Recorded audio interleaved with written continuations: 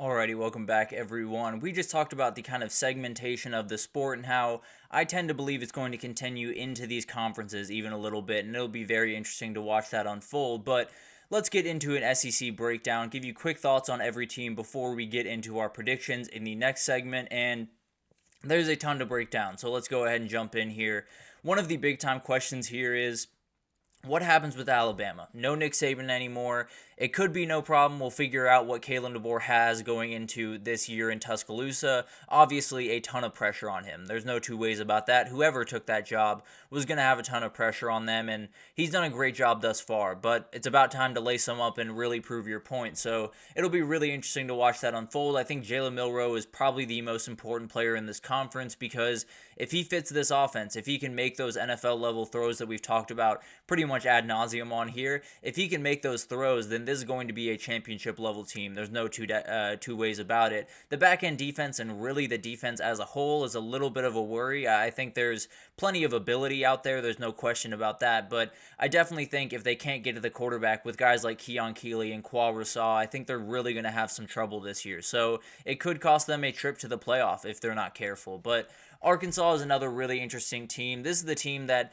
likely has to worry about their coach the most going into this year. Sam Pittman is hanging on by a thread, and they bought Bobby Petrino in, and frankly, I don't think they brought him in just to be the offensive coordinator. I think they're planning on him possibly taking over at some point this season as the head coach, so it'll be really interesting. Obviously, Taylon Green coming over from Boise State was an absolutely huge get. Jaquindon Jackson over from Utah. The running attack is going to be really fun. There's no two ways about that. The offensive line is maybe not going to be quite as fun, so it'll be interesting to watch this team, but overall, they might be in a little bit of trouble in Fayetteville this year. Auburn is one of those very, very interesting teams because they're so variable. Peyton Thorne, if he plays that 2021 level football, they could be a team that really makes some noise. If he plays 2023 level football, it won't be a great year for the Tigers, or at least not the year that they want.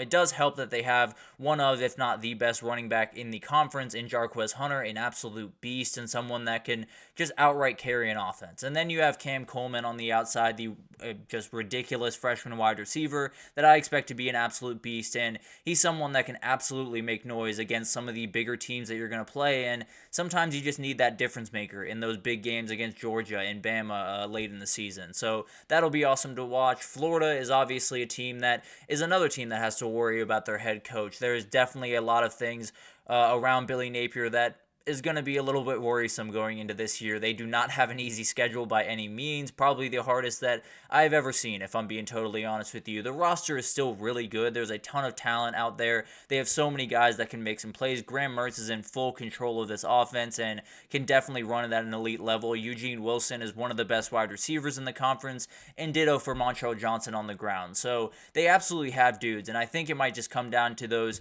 as Josh Pate would put it, bounce of ball plays. The plays that you don't really know which way they're going to go. Maybe a pick bounces off a receiver's hands, goes into someone else's. Those are the type of plays that might decide Florida's season and might decide the future of Billy Napier at that university.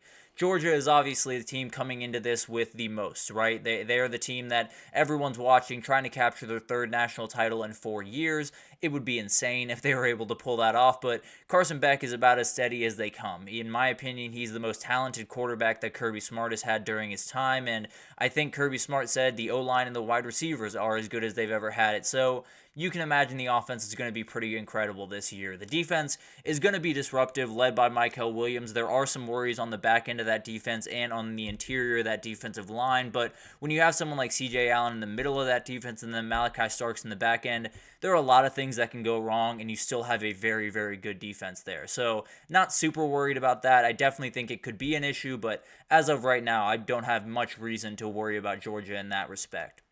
Kentucky is a fascinating team to me, and one of those teams I have a soft spot for. I think Brock Vandegrift is one of those guys that is super variable. He's someone that I think has all the talent in the world, but hasn't played a lot of football. Has definitely been kind of riding the bench a little bit there at Georgia, but it seems like Mark Stoops is very, very confident in this team. He said it's gelling as well as any team he's ever had, and Mark Stoops can win a lot of games if he has a team that is gelling. So I think it's kind of a boom or bust team. They do have Deone Walker, one of the best players in the country, on the defensive line. Maxwell Harrison on the back end is an absolute beast at corner. Barry Brown is just one of the fastest guys in the entire country. So they can make some noise. There's no two ways about that, but it's going to come down to that quarterback position and what Brock Vandagriff can do this year.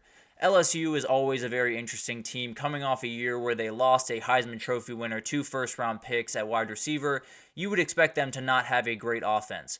They're going to have a really good offense. I can promise you that. Garrett Nussmeier, a.k.a. the Gumbo Gunslinger, one of my favorite nicknames in college football, he is ready to roll, and he is someone that has been waiting in the wings for just too long. The wide receiver core with Kyron Lacey and C.J. Daniels and Chris Hilton is going to be plenty. I can promise you that. The defensive staff hires were absolutely huge for this team, and you don't necessarily love the personnel that you have, but when you have someone like Harold Perkins, then a lot of that is subsided very quickly. He can totally change the perception of this team, this defense, and maybe just send them to a playoff if he plays the way that a lot of people expect him to in this defense.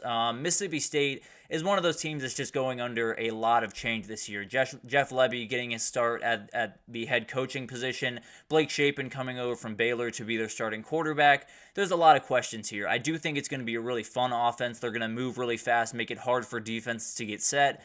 But overall, I think it's going to be a little bit tough to keep up with teams. I think it might be a first half team that, is really close, maybe down 7 or down 3, or maybe up 7 or up 3 at halftime, and then loses by about 14 to 21 points. But we'll see what happens with Mississippi State this year. Ole Miss in the same state is absolutely tearing it up. They are the hype team going into this year. They are the team that everyone's pointing to saying, that's your SEC title, or at least they're getting to the SEC title game. Jackson Dart being back at quarterback is huge. Wide receiver room is just out of this world, bringing in Juice Wells from South Carolina. Lane Kiffin calling plays. The offense is going to be incredible. The defense does have to rely on some big-time transfers. Walter Nolan, Chris Paul Jr., Brandon Turnage, a million guys on that side of the ball that are going to make big-time leaps this year and really have to for this team to make some noise. Then you have Missouri, a team that's coming off one of the best years you've seen in recent history for Missouri. They have one of the best offensive player in my opinion in the country in Luther Burden. I think he's an absolute monster. And then Brady Cook being back, there's tons of ability all over the place for this team. The big effect is going to be the defensive coaching losses. Blake Baker leaving, Kevin Peoples leaving. Does that have a big time effect on this defense? I tend to worry a little bit about it, but we'll see obviously when the season does come around. Oklahoma is one of the teams making their appearance in the SEC for the very first time. They are a really dangerous team. The only 2 questions I have for this team are, frankly, the 2 biggest questions when you go into the SEC. How are you playing on both lines of scrimmage? If they can figure out the offensive line especially, but the defensive line as well, if both of those units can be, let's say, B- B football for the entire year, there's tons of ability across the board. I mean, they have the quarterback, in my opinion, in Jackson Arnold. The wide receiver group is one of the best in the country and definitely getting a little bit disrespected in some of these lists. The running backs, I think, is going to be awesome, led by Gavin Sawchuk. The back end is elite. The linebacker core is one of the best in the country in Danny Stutzman. So if they can play that line of scrimmage well, they'll be more than fine. But as of right now, I'm not too confident in that being the case. South Carolina is a really interesting team because they got Lenora Sellers under center. He is one of those guys that is going to make at least 3, 4, 5 plays this year that are going to make your jaw drop. He is an absolute athletic beast and someone that can be a problem for literally any defense. This team is definitely going to have to rely on some younger players, Nichols Harbor, Dylan Edwards, some of these guys that are coming in that might not have the experience, but if you're going to make noise, there's definitely going to have to be some of those young guys that really make some noise this upcoming year. Tennessee is one of those other big-time hype teams, and Nico Iamaleava is the big-time reason for that. He is someone that I'm watching incredibly closely. The wide receiver core is about as fun as it gets with Chris Brazzell coming in from Tulane. Absolutely huge pickup for that team. The defense continues to make strides as Josh Heupel gets a little bit more involved in the recruiting battle and everything out there. James Pierce Jr. obviously leading the way for this defense, but there's plenty of other guys that can play really good ball, and I expect them to this upcoming year. So Tennessee is one of those teams that is really, really dangerous in this conference this upcoming year. Then you have Texas, another team coming into the conference, and they're coming in with title hopes. There's no two ways about that. You bring Quinn Ewers back for a third year, remarkably good circumstances at Texas. I mean, the wide receiver group is absolutely ridiculously deep. It's definitely a year where Texas can really be quote-unquote back. Obviously, last year was a huge step in that direction, but I think every Texas fan and everyone in Austin would tell you they got to do it more multiple years in a row if they really want to be someone to be worried about. So definitely a huge year for them, and a lot of things pointing in the right direction in Austin, that's for sure.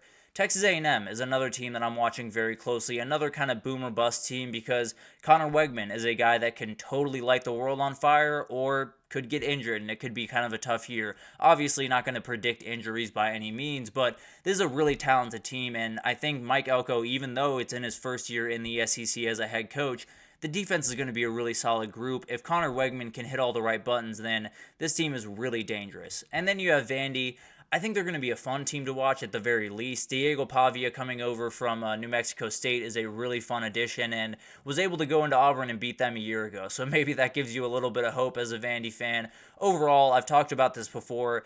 I don't know what the head coach of Vanderbilt football is meant to do. He doesn't have the resources, the recruiting there's nothing in place there that needs to be where it should be for them to compete in this conference. So overall, it's not going to be pretty this year. It hasn't been pretty for the last decade, and it probably won't be pretty for quite some time to come unless something really drastic changes out there. But overall, obviously a crazy conference, so many different teams that can make some noise, and my rankings definitely show that. There is a big-time logjam up top, and we'll break it down right after this. So stick with us, and we'll come back with all of my picks for the SEC in 2024.